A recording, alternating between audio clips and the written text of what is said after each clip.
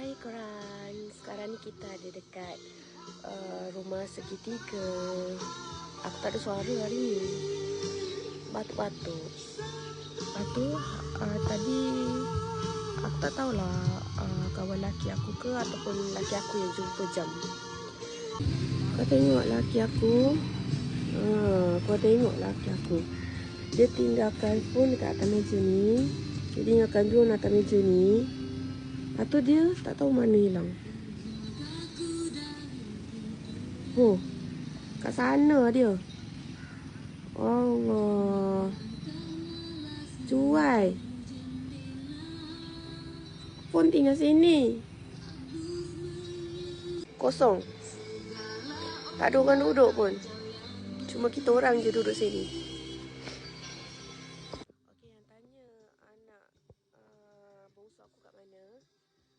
Aku baru lepas bersalin hari tu. Tapi dia dah 2 bulan lebih lah. Dia ada dekat dalam tengah tidur. So aku tak boleh pergi jauh sangat dah. Aku kena duduk dekat sini je. Aku tak boleh jauh-jauh sangat. Nanti kalau dia bangun, habis aku tak dengar. Adik. Ini gunanya kalau kita bawa kerusi ni.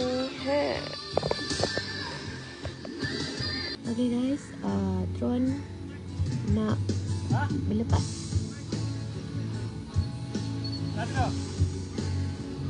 Apa Bi? Drone nak berlepas. Okay.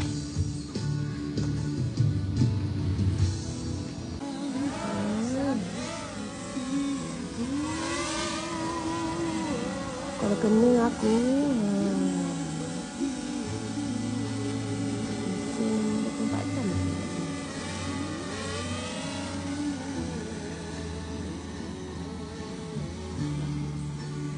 guys, drone tak ada bateri guys.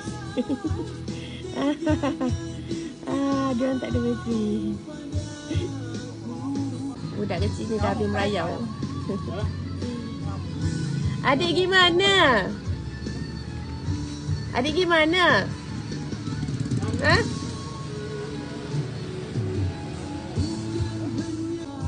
Adik gimana? Ha? Tak pergi mana-mana pun? Tak tengok laut ke? Tak.